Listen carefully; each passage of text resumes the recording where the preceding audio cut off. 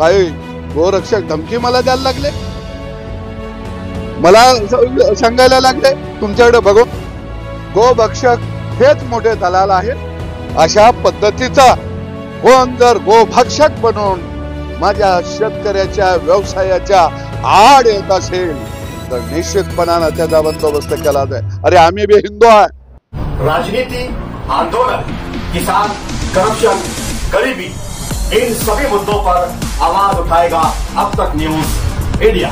सत्ता के आगे जब भी सवाल कमजोर पड़ने लग जाए तो सवाल उठाने पड़ते हैं। बोल के लफ्ज आजाद है तेरे, बोल के सच जिंदा है अब तक। गोरक्षकांचा एक विषय आहे, मोर्चे काढणारे आहेत, तुम्हाला धमक्या पण मिळालेल्या यावरती काय आहे की गोमातेला देव मानणारा हा आमचा कृषी समाज आहे आणि गेली अनेक वर्षानुवर्ष आम्ही गोमातेची पूजा करत आलेलो आहोत। आणि देशी गाय हे कोणी बाजारामध्ये विक्रीला कोणताही शेतकरी कधीही घेऊन येत नाही। पूर्वीच्या काळामध्ये मला आठवतं की एकमेकाला देशी गाय आम्ही खिलारी बैल पाडा तिला व्हावा, शेतीला उपयोगाला यावा म्हणून आम्ही एकमेकाला गाय देत असू। आणि निश्चितपणानं देशी गायीचं रक्षण, गोमातेचं रक्षण या भूतलावरती कुणी केलं? ते शेतकऱ्यांनी केलेलं आहे, गावगाड्यातल्या माणसांनी केलेलं आहे, शेताभातामध्ये राबणाऱ्या माणसांनी केलेलं आहे। त्यामुळं खऱ्या अर्थानं गोपालक कोण आहे? तर तो शेतकरी आहे। मग गोपालक जर माझा बाप असेल, शेणामतामध्ये हात जर माझ्या बापाचे असतील तर गोरक्षक कोण आले हे? अरे गायी आम्ही सांभाळतो आणि तुम्ही स्वतःला गोरक्षक म्हणता। दुसऱ्या बाजूला आज या राज्यामध्ये आणि देशाचा जर विचार केला तर तुमच्या लक्षात येईल की देशामध्ये 63 कोटी लाख लिटर दुधाचं उत्पादन होतं। हे उत्पादन कुठल्या गोशाळेनं नाही केलं, कुठल्या गोरक्षकानं नाही केलं।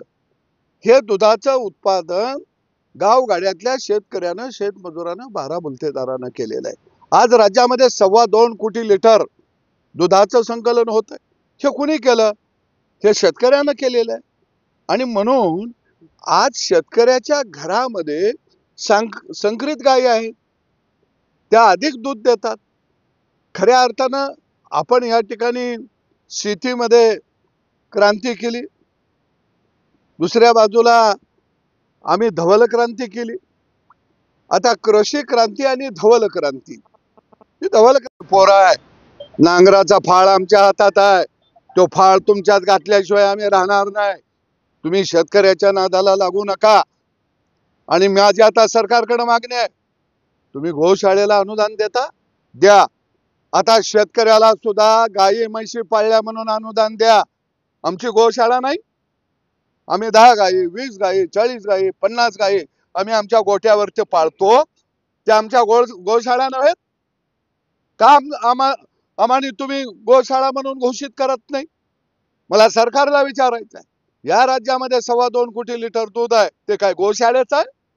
2.25 कोटी लाख लिटर दूध हे शेतकऱ्याचं आहे। कुठल्या गोशाळेवर तुम्ही शहरामध्ये दूध नाही पाजत, तुम्ही नाही शहराला दूध देऊ शकत।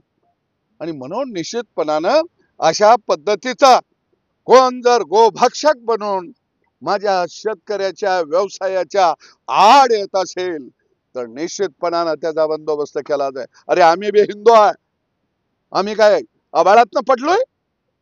आणि म्हणून निश्चितपणानं शेतकऱ्याच्या व्यवसाय गेले वर्षानुवर्ष चाललेला आहे, एक साखळी त्यानं निर्माण केली। का रे बाबा त्या साखळीत तुम्ही आडवं आला? एका बाजूला त्याचं खळं लुटायचं आणि आता दुसऱ्या बाजूला तुम्ही त्याचा ध्येय दुपत्याचा गोठा लुटायला लागला।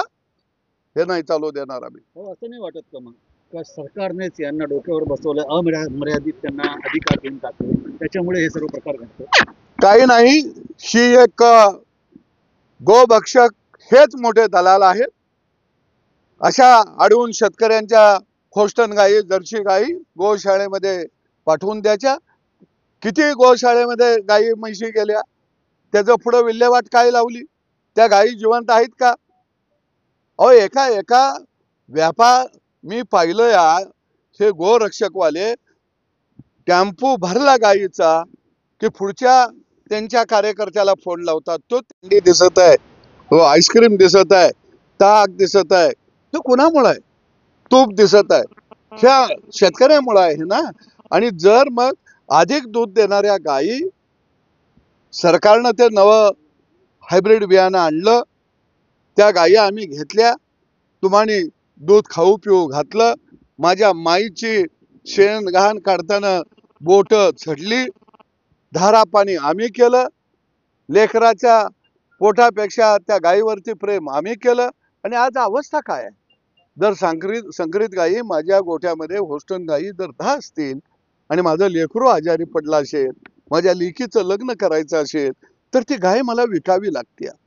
ती गाय मी विकायला घेऊन निघालो की एका बाजूला हे गोरक्षक, दुसऱ्या बाजूला पोलीस असे मिळून आमचा पाठलाग करतात. अरे आम्ही काही दरोडेखोर आहोत का? आम्ही काही चोर आहोत का? आम्ही आमच्या गाईला चारा आम्ही घातला, तिला खाद्य आम्ही घातलं, तिला कोणी खाद्य दिलं नाही, तिला कोणी चारा पाणी दिलं नाही, तिला कोणी औषध पाणी दिलं नाही. अरे मग ती गाय आमची आहे, ती विकण्याचा अधिकार आम्हाला आहे. जर आमच्या गोट्यामध्ये 4 गाय आहेत, 2 गायी भाकड आहेत, गाभण जात नाहीत, मस्टाईड झालाय, ती 1 लाखाला 1.5 लाखाला आम्ही गाय घेतली, ती गोशाळेला फुकट द्यायची का आम्ही? का द्यावी? त्या गायीला कुठेतरी 15,000 20,000 रुपये व्यापारी देऊन घेऊन जायत होता.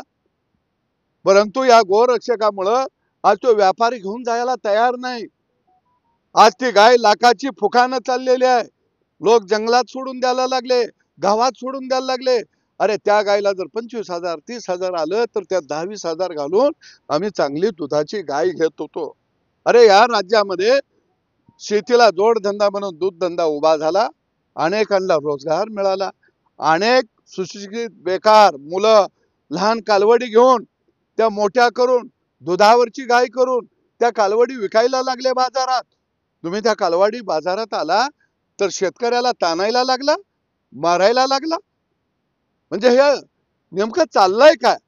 आणि दुसऱ्या बाजूला शेतकऱ्यांनी व्यथा माझ्या समोर मांडल्या, बरोबर काही गोरक्षक धमकी मला द्यायला लागले, मला सांगायला लागले तुमच्याकडे बघून